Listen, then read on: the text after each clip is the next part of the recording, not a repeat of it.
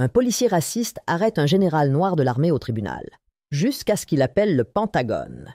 Tout commença par des pas discrets résonnant dans une salle d'audience tendue et lambrissée. Chaque craquement du parquet ciré sous ses bottes semblait résonner plus fort qu'il n'aurait dû. Les têtes se tournèrent, les conversations s'éteignirent au milieu d'une phrase, et l'atmosphère changea sensiblement. Le général Langston Price entra avec une présence qui imposait l'attention, non par arrogance ou par ostentation, mais par l'autorité discrète que seules des décennies de service, de commandement sur le champ de bataille et de prise de décision qui façonnaient les nations luisaient. Sa posture était droite comme un piquet, sa démarche mesurée, et son regard calme mais perçant. Grand, large d'épaules, sa peau sombre luisait légèrement sous les néons, et sa poitrine portait la symphonie de médailles et de rubans qui témoignaient d'une vie de bravoure et de sacrifice. Mais même en uniforme, même avec son insigne de grade étincelant juste sous son col, ce n'était pas le respect qui l'accueillait, c'était la suspicion. Ce n'était pas de l'admiration qu'il ressentait dans la salle, mais du dédain enfoui sous des regards pincés et des regards critiques. La salle d'audience, pourtant imprégnée de l'odeur rance du vieux bois, du papier bon marché et de la sueur du haut stress, sembla soudain se figer. Aucun bruissement de papier, aucun murmure dans la galerie. Juste le claquement lent et régulier de ses talons sur le carrelage alors qu'il s'approchait du premier rang. Il n'était pas l'accusé, il n'était même pas jugé. Il était là pour témoigner en tant que témoin de moralité.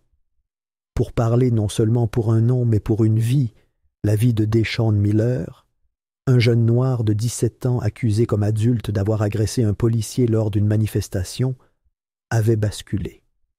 Les accusations elles-mêmes étaient douteuses, pleines d'incohérences et d'omissions.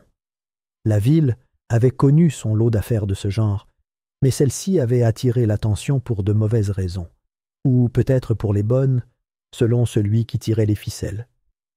Avant même que Langston n'atteigne son siège, l'agitation commença. Des murmures se répandirent comme une traînée de poudre sur les bancs en bois. Les jurés levèrent les yeux, les sourcils froncés. Une greffière tapota son clavier un peu plus lentement. Un huissier plissa les yeux et déplaça subtilement sa ceinture. La réputation du général, ses distinctions et son grade, tout cela était éclipsé par la couleur de sa peau. Dans cette salle, à cet instant précis, ces médailles ne brillaient pas assez pour percer les préjugés. L'illusion d'impartialité s'effritait sous la surface, subtile mais étouffante. Le juge qui présidait l'affaire, Royce Trenton, était un homme connu pour sa civilité performative. La cinquantaine avancée, cheveux argentés lissés en arrière et sourire satisfait qui n'atteignait jamais complètement ses yeux, Trenton régnait sur la salle d'audience tel un roi au pouvoir absolu, mais dont la conscience s'était retirée depuis longtemps. Il était assis haut derrière le banc, le regard baissé avec un air d'indifférence condescendante. Ses doigts tapotaient distraitement l'accoudoir en acajou tandis qu'il regardait le général Price traverser la salle d'audience, l'expression indéchiffrable, même si le coin de sa bouche se contractait légèrement. À la droite de Trenton était assis le procureur Colin Wakefield. Grand, pâle et calculateur, l'ambition de Wakefield transparaissait pratiquement à travers les coutures de son costume sur mesure. Sa carrière avait été bâtie non pas sur l'intégrité, mais sur des convictions, n'importe lesquelles, qui consolidaient son bilan et satisfaisaient les donateurs de sa campagne. Wakefield avait appris depuis longtemps que la justice était malléable, qu'elle pouvait être modelée pour s'adapter à des agendas, et que la moralité n'était guère plus qu'un argument de poids face à l'influence. Il ne voyait pas Langston comme un témoin. Il le voyait comme une complication, une menace, et une menace qu'il fallait neutraliser avant qu'il puisse ouvrir la bouche. Au fond de la salle d'audience, deux hommes élégamment vêtus étaient assis dans un silence ostentatoire. L'un d'eux était le sénateur Harlan Gaines, un politicien de carrière aux poches profondes et aux secrets bien gardés. L'autre, le général à la retraite Francis Clemens, aujourd'hui cadre supérieur dans une entreprise de défense, dont le nom apparaissait souvent dans des briefings gouvernementaux qui n'étaient jamais relayés par la presse. Ils n'étaient pas là pour Deshawn. Ils n'étaient pas là pour la justice. Ils étaient là pour Langston Price. Leur présence n'était pas une observation superficielle, mais une surveillance maladroite. À l'extérieur du palais de justice, le bruit racontait une autre histoire. Une foule de manifestants bordait le trottoir, certains brandissant des pancartes, d'autres scandant des slogans qui résonnaient comme des tambours de guerre.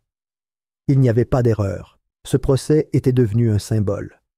Le symbole d'un système judiciaire en faillite, le symbole d'une Amérique encore aux prises avec son propre reflet. Des policiers étaient alignés le long des marches, l'air dur, les doigts crispés près des armes rangées dans leurs étuis, les tenues anti-émeutes prêtes juste hors champ. Mais à l'intérieur, là où les règles étaient censées protéger les innocents, la manipulation avait déjà pris racine. Marcus Bell, l'avocat de la défense de Deshawn, se tenait près de son client, le regard brûlant qui ne s'était pas éteint malgré des semaines de barrage routier. Avocat spécialisé dans les droits civiques, réputé pour son esprit de défi et sa préparation méthodique, Marcus avait travaillé sans relâche pour percer les mensonges qui maintenaient l'affaire en place. Il avait découvert des images de caméras corporelles supprimées montrant que Deshawn avait été bousculé par derrière avant même qu'il ne lève la main. Il avait retrouvé des témoins oculaires qui avaient été écartés ou discrédités simplement parce qu'ils contredisaient la version officielle. Une note interne, enfouie au plus profond des archives du département, suggérait que l'agent Brandon Kessler, l'homme que Deshawn aurait agressé, avait des antécédents avérés de mauvaise conduite et avait fait l'objet d'une enquête pour falsification de preuves à 2 reprises au cours de la seule année écoulée. Mais chaque fois que Marcus tentait de présenter une requête pour introduire cette information, le juge Trenton la repoussait comme une mouche agaçante. Langston Price était revenu d'une mission à l'étranger uniquement pour témoigner. Ce n'était pas une faveur. C'était une obligation morale. Il connaissait Deshawn. Le père du garçon avait servi sous ses ordres.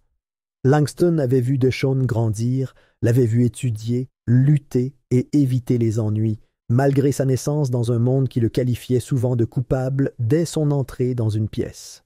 Témoigner ne concernait pas seulement l'avenir de Deshawn. Il s'agissait de dénoncer un système qui s'était trop complaisant dans son propre déclin. Langston atteignit le premier rang et adressa un bref signe de tête à Marcus. Leurs regards se croisèrent brièvement, partageant une compréhension silencieuse. Il s'avança, prêt à lever la main droite et à prêter serment. Puis, juste avant qu'il puisse parler, un mouvement vers la gauche attira son attention. Un huissier remonta rapidement l'allée, se pencha pour murmurer quelque chose à l'oreille du juge Trenton. Le juge fronça les sourcils un instant, puis, contre toute attente, il sourit. Non pas le sourire chaleureux de quelqu'un heureux de revoir un vieil ami, c'était le sourire froid et reptilien d'un homme qui venait de recevoir une information qu'il pouvait utiliser comme une arme. Trenton se pencha légèrement en avant, sa voix faussement douce, mais chaque syllabe s'aiguisant jusqu'à devenir aiguë. Il s'adressa directement à Langston, annonçant que le tribunal venait de recevoir un mandat d'arrêt fédéral contre le général Price. La salle respira à l'unisson. Il poursuivit en expliquant que les accusations concernaient une faute militaire classée et avaient été portées sur la base d'un rapport scellé transmis par le ministère de la Défense. Les détails, bien sûr, étaient confidentiels. La stupeur parcourut la galerie. Marcus Bell se leva d'un bond, l'incrédulité lisant le visage. Il exigea de connaître les accusations, les motifs d'une telle arrestation, la juridiction compétente, mais Trenton se contenta de sourire à nouveau et lui fit signe de s'arrêter, insistant sur le fait que la question n'était pas sujette à discussion. Derrière lui, le sénateur Gaines remua légèrement sur son siège, ajustant sa cravate comme un homme qui vient de voir un plan bien ficelé se mettre en place. Langston ne broncha pas. Il ne protesta pas et ne s'en prit pas à lui. Au lieu de cela, ses yeux se plissèrent, sa mâchoire se serra, et un long silence s'abattit sur la salle d'audience, tandis que l'huissier s'apprêtait à le menotter. Les manifestants à l'extérieur ne scandaient plus de slogans, ils hurlaient. Le rugissement de l'indignation traversait les murs comme une tempête se pressant contre un barrage. Les journalistes, ayant eu vent du rebondissement, se précipitèrent dans le couloir, leurs appareils photos et leurs bloc-notes prêts à dévorer le spectacle. DeShaun se retourna sur son siège, les yeux écarquillés, tandis que l'homme censé parler en son nom était emmené menotté. Langston ne soutint pas son regard, il ne le supportait pas, mais le poids de la situation les écrasait tous deux. L'histoire avait changé. L'affaire DeShaun n'était plus qu'un bruit de fond dans un récit. 2 semaines plus tôt, l'atmosphère de Fort Kingsley était imprégnée du secret, ses hautes clôtures étant truffées de capteurs, le bourdonnement des drones de surveillance étant un murmure omniprésent au-dessus de sa tête. Le général Langston Price arpentait les couloirs du quartier des opérations d'un pas décidé, ses bottes cirées frappant le carrelage avec une précision mesurée. Décoré non seulement pour son instinct de combat, mais aussi pour son éthique inébranlable, Langston avait gagné le respect discret des soldats comme de ses subordonnés. Mais le respect n'était pas une armure. Plus ici, plus maintenant. Il avait été chargé d'examiner la logistique des opérations spéciales. Sur le papier, un audit interne de routine du déploiement des ressources. Mais alors qu'il parcourait des fichiers cryptés tard dans la nuit, épluchant rapports opérationnels, chaînes logistiques et mémos numériques, une tendance commença à se dessiner. Cachées sous une terminologie anodine se cachaient des références à une directive anonyme. L'opération retenue. Le langage était vague, codé, mais les implications étaient effrayantes. Des scénarios de répression civile avaient été mis en scène dans des quartiers urbains simulés, étrangement calqués sur de véritables communautés majoritairement noires et latinos du Midwest et du Nord-Est. Les sujets tests, comme les qualifiaient froidement les rapports, étaient simulés par des algorithmes conçus pour imiter les comportements des habitants de zones historiquement marginalisées. L'objectif n'était pas la sécurité publique, c'était le contrôle, la domination. Les sources de financement empruntaient de multiples directions, mais la piste la plus directe pointait vers des entrepreneurs privés liés à des groupes de pression de la défense, et finalement vers une sous-commission du Congrès qui n'avait pas tenu d'audience publique depuis plus de 10 ans. Il s'agissait d'un budget fantôme, enfoui dans des crédits confidentiels, co-rédigés par des hommes qui ne mettraient jamais les pieds dans ces communautés. Un nom se détachait parmi les signatures, le sénateur Reed Alcott, connu pour ses politiques bellicistes et ses fréquents dons de fabricants d'armes. Un autre nom était celui du général Austin Mercer. Langston a confronté Mercer dans son bureau de Washington 3 jours plus tard. Les murs du Pentagone étaient chargés d'histoire, ornés de plaques de laiton et de bois poli, mais aucune tradition ne pouvait masquer la pourriture qui les entourait. Mercer était assis derrière un large bureau, les doigts croisés, le regard souriant mais mort. Il écoutait en silence Langston exposer ses conclusions, ligne par ligne. Lorsque Langston eut terminé, Mercer pencha la tête et esquissa ce sourire qui ne signifiait rien. « Laissez tomber », prévint Mercer d'un ton doux mais inflexible. « Ce n'est pas votre guerre. » Mais Langston ne croyait pas au silence quand sa conscience l'appelait. Il sortit sans répondre. Ce soir-là, il contacta le sénateur Elijah Boone. Ils avaient servi ensemble des années auparavant, et bien que Boone ait troqué son treillis contre un costume sur mesure, son sens de la justice n'avait pas faibli. Par des appels téléphoniques discrets et des messages cryptés, ils montèrent un dossier ensemble. Langston rassembla des copies papier des données. Boone utilisa ces canaux au sein de la commission sénatoriale du renseignement. Ils n'étaient pas naïfs. Ils savaient ce qui allait arriver. Mais aucun des deux ne s'attendait à une riposte aussi rapide. Le premier coup dur fut un courriel anonyme adressé au comité d'état-major interarmé, accusant Langston de manquement à ses devoirs lors d'un déploiement national 3 ans auparavant. L'incident en question concernait un contrôle de foule lors d'une manifestation à Baltimore après la fusillade d'un adolescent non armé. Le courriel accusait Langston d'avoir fait un usage excessif de la force. Le rapport officiel, enfoui dans les archives, montrait qu'il avait en réalité désamorcé la situation contre l'ordre direct d'un supérieur. Mais les faits importaient peu. Seul le récit comptait. Suivant, la fuite médiatique. Un média conservateur publia un article montrant une photo floutée de Langston aux côtés de manifestants, l'accusant d'avoir incité à un sentiment anti-policier alors qu'il était en uniforme. L'article fit le tour de Washington en quelques heures. Personne ne contacta Langston pour obtenir une citation. Personne ne se souciait de la vérité. On se souciait de le discréditer avant même que ses propos ne soient entendus. Et puis vint le coup de grâce. Une mise en examen sous scellé. L'accusation? Une faute militaire classée. Vague, indéfinie et impénétrable derrière un mur d'exemption de sécurité nationale.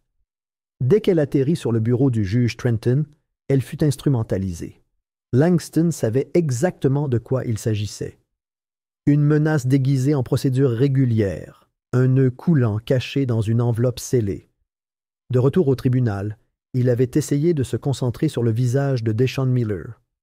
L'adolescent était assis à côté de son avocat, les épaules raides, les lèvres pincées en une ligne nerveuse. Deshaun avait à peine 17 ans et était déjà entraîné dans une machine conçue pour broyer des garçons comme lui. Price avait vu les images. La poussée de l'officier, le coup de matraque soudain, le genou sur le dos de Deshaun.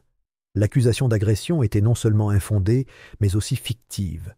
Langston était revenu de l'étranger pour s'assurer que son témoignage serait entendu.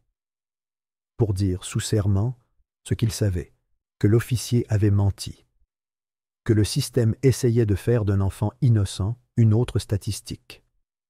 Mais alors qu'il se tenait à la barre des témoins, la main levée, un murmure passa de l'huissier au juge. Les yeux de Langston se plissèrent. Le juge Trenton, assis au-dessus d'eux tel un roi présidant un spectacle, sourit. L'instant fut tendu comme un fil. Il annonça l'arrestation avec une élégance théâtrale, ses paroles teintées d'une satisfaction suffisante. La salle d'audience haleta. Marcus Bell se leva aussitôt, le visage rouge de fureur. Il exigea de connaître l'accusation. Trenton rejeta l'interrogatoire d'un geste désinvolte, invoquant le caractère sacré des informations classifiées. L'huissier s'avança, tirant les bras de Langston dans son dos avec une efficacité mécanique. Les menottes hétérofroides contre sa peau, définitives dans leur but. Aucune résistance, aucune protestation, que le silence. Au fond de la salle, les journalistes se précipitèrent vers les rédacteurs, tandis que des halètements et des chuchotements résonnèrent dans la foule. Puis retentit le léger clic d'une personne filmant. L'agent Brandon Kessler se leva de la table de la défense et fit un pas en avant, tandis que Langston passait devant lui. Le sourire suffisant de Kessler était aussi venimeux que son témoignage précédent. « De toute façon, vous n'avez rien à faire ici, » murmura-t-il, d'une voix venimeuse et à peine audible. Langston ne broncha pas. Il tourna légèrement la tête, la voix posée. « Appelez le Pentagone. » Un silence retomba. Même l'huissier marqua une pause. Le juge Trenton cligna des yeux. « Qu'avez-vous dit » Langston répéta, le regard fixe. « Appelez le Pentagone. » Puis, se tournant vers Marcus, il hocha la tête. Un signal subtil. « Dites à Boone qu'il est temps. » C'est à ce moment-là que tout bascula. Le sénateur Boone arriva juste après le coucher du soleil, sa présence projetant une ombre nouvelle sur les marches du palais de justice. Il se déplaçait avec une autorité tranquille, chaque pas déterminé, son visage indéchiffrable derrière des lunettes à monture métallique et un costume gris orage taillé comme une armure. 2 agents fédéraux l'encadraient, balayant le couloir du regard comme un avertissement silencieux à quiconque envisageait une ingérence. Boone n'hésita pas. Il n'attendit pas la permission. Il poussa les lourdes portes à double battant de la salle d'audience, ses chaussures cirées, heurtant le marbre, avec un rythme qui étouffa les murmures. La salle d'audience, plongée dans le murmure et le chaos après l'arrestation de Langston, s'immobilisa comme si le temps s'était brièvement arrêté. Même le juge Trenton leva les yeux, surpris. Boone tenait un épais classeur, usé au coin, bourré de plus de 200 pages de preuves. Ce n'était pas que de la paperasse. C'était une carte de la trahison. Les conclusions de Langston, compilées au fil de semaines de communications cryptées et de fouilles discrètes, révélaient les noms de ceux qui avaient orchestré le protocole expérimental de suppression. Chaque ville, chaque opération, chaque nom lié aux pistes budgétaires. Mais plus encore, il contenait des notes internes, des enregistrements vocaux, des courriels interceptés et, plus accablant encore, des photos. Des photos d'exercices militaires menés dans des quartiers abandonnés de minorités sous couvert d'entraînement. Ce n'était pas une conjecture, c'était un schéma, une conspiration mesurée en corps meurtris et en réputation écornée. Boone se dirigea droit vers le banc, ignorant les objections hésitantes de Wakefield.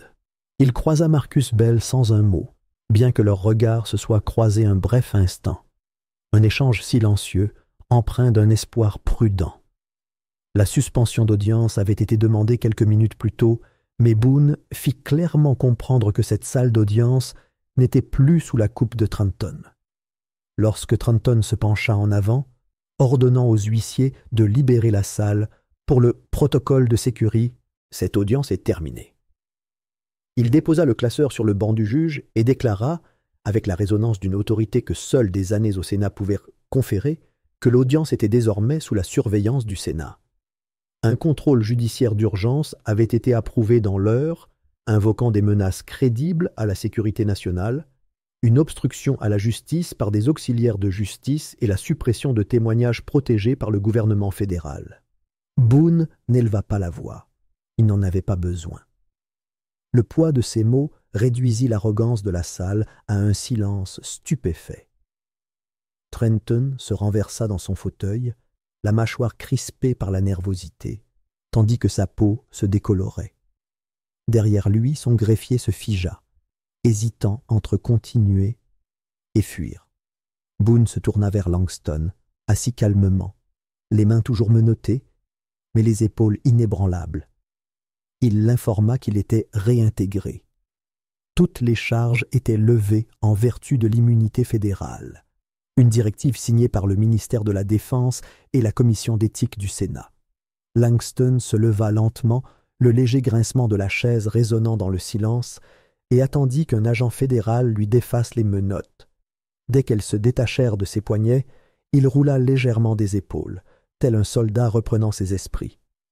Il rappela à la salle, sans élever la voix, qu'il leur avait demandé d'appeler le Pentagone. Il n'y avait aucune jubilation dans son ton, seulement un calme constant, fruit d'une volonté déterminée. Boone hocha la tête. Il ne s'agissait pas de victoire. Il s'agissait de la justice qui revenait dans la conversation. L'agent Kessler, assis derrière l'accusation, semblait avoir vieilli de 10 ans en 10 minutes. L'arrogance suffisante qui avait déformé son visage plus tôt avait fait place à une pâle terreur. Il sentait l'étau se resserrer, non pas autour de son cou, mais autour de la vérité qu'il avait tenté d'enfouir. Wakefield se leva pour protester, mais Boone avait déjà une longueur d'avance. Une assignation à comparaître lui avait été remise directement par un agent, une convocation officielle pour une audience du Congrès. Boone lui conseilla froidement et silencieusement de commencer à préparer des excuses. Dehors, ce qui avait commencé comme un groupe de manifestants s'était transformé en une masse de manifestants et de journalistes. Toutes les chaînes avaient capté la vidéo. Les réseaux sociaux débordèrent d'images de téléphones portables, les gros titres fusaient sur toutes les grandes plateformes. Langston Price n'était plus présenté comme un général rebelle ou un officier en disgrâce.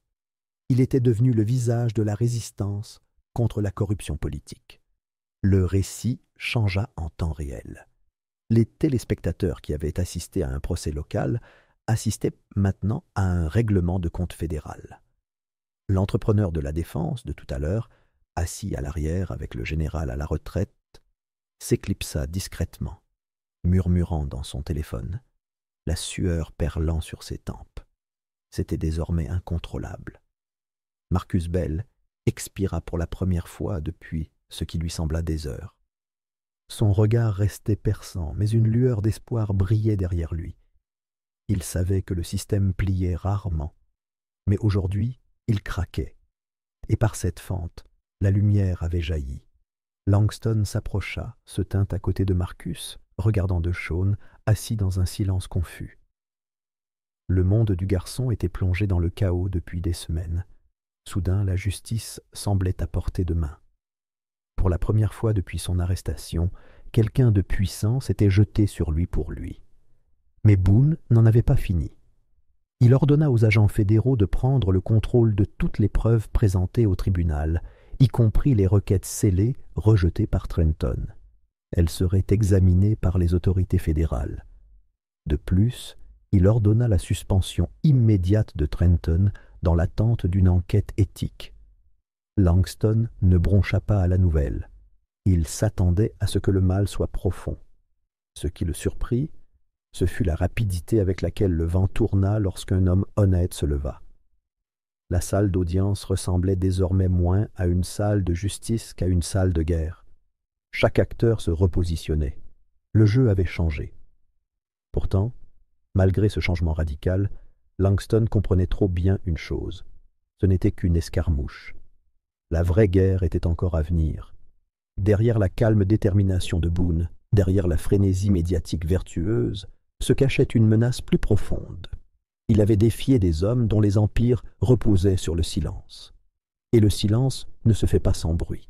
Il regarda Marcus et lui adressa un simple hochement de tête. Il restait encore un procès à terminer. L'innocence de DeShawn devait être prouvée non pas par l'indignation publique, mais par la révélation de la vérité au tribunal. Ce serait la prochaine étape. Car la justice ne pouvait pas être simplement reconquise.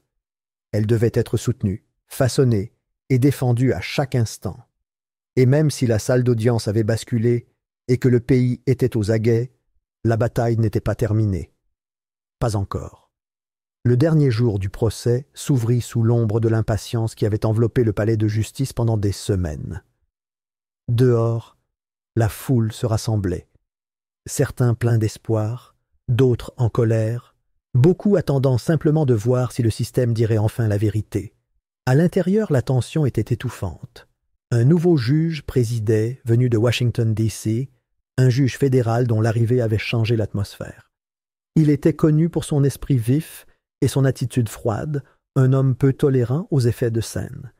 Mais aujourd'hui, les effets de scène n'étaient plus nécessaires. La vérité était déjà assez pesante à elle seule. Langston était assis en silence à côté de DeShawn et Marcus, le regard fixé vers l'avant, tous les muscles de son corps immobiles. Il avait déjà porté des affaires, vu le meilleur et le pire du système, mais rien n'avait autant mis sa détermination à l'épreuve. À sa gauche, DeShawn était assis, le dos droit, les mains jointes, les mêmes mains menottées sans raison, battues sans pitié et entravées par un mensonge. Son visage était indéchiffrable, non par indifférence, mais à force de se préparer pendant des semaines à la suite. Marcus, assis juste derrière eux, murmurait une prière, à peine audible mais ferme. Dans la galerie, Boone se tenait au fond.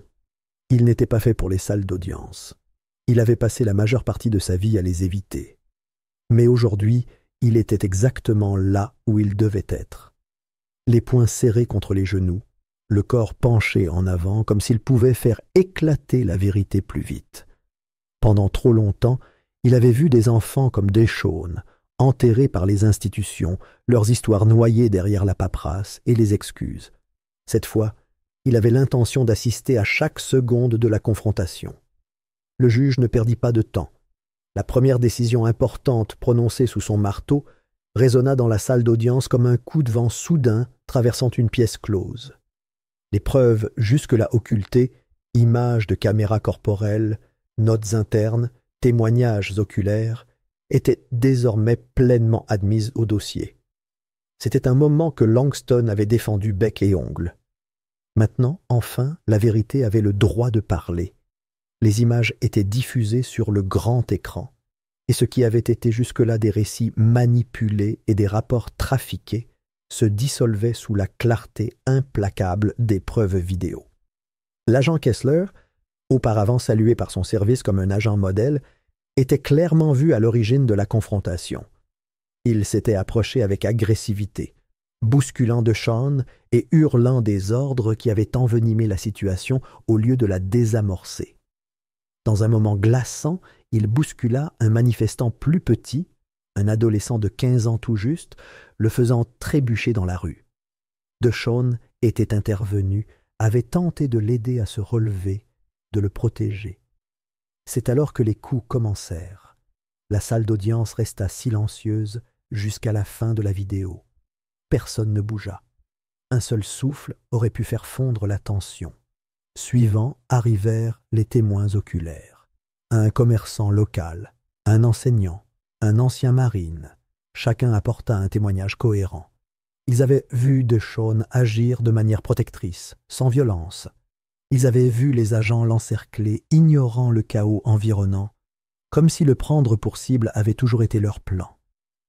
Puis vinrent les notes internes, expurgées au départ, mais désormais rendues publiques suite à une assignation à comparaître fédérale. Elles révélaient une version différente de celle qui avait été racontée au public. Des rapports avaient été modifiés, des phrases clés avaient été changées, des paragraphes entiers avaient été supprimés, et au cœur du processus de révision se trouvaient de hauts fonctionnaires du département. Leurs empreintes digitales étaient partout. C'était la fondation que Langston avait bâtie pendant des mois, pièce par pièce, chaque révélation s'imposant davantage contre un mur déjà fissuré. Et puis, finalement, Kessler fut appelé à la barre. Sa démarche était moins assurée que lors de ses précédentes comparutions.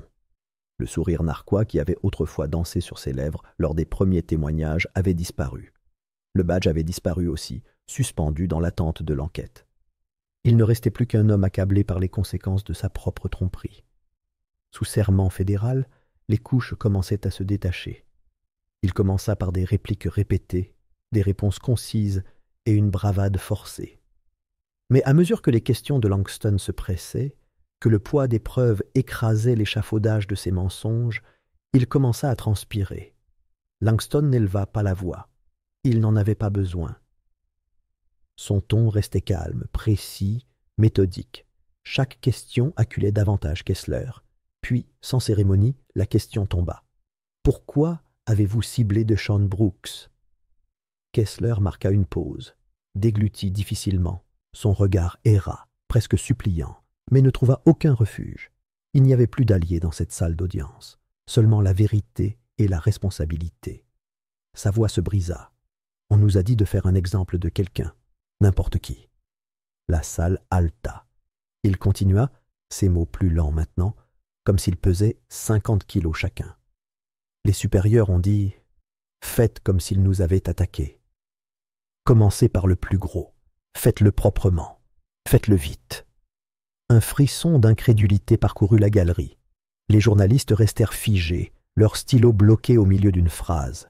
Un juré cligna rapidement des yeux, stupéfait par la simplicité et la cruauté de la directive.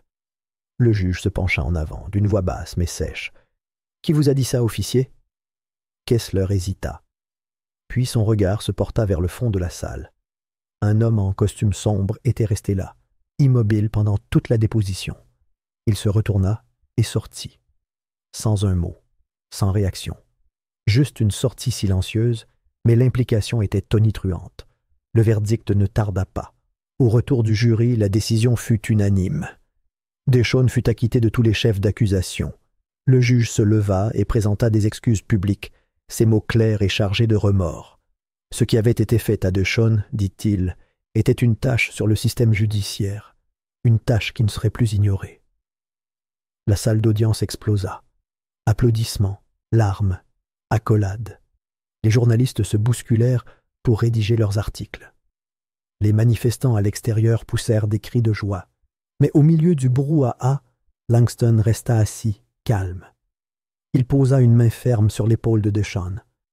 Pour lui, ce moment n'était pas une fin en soi, mais un seuil.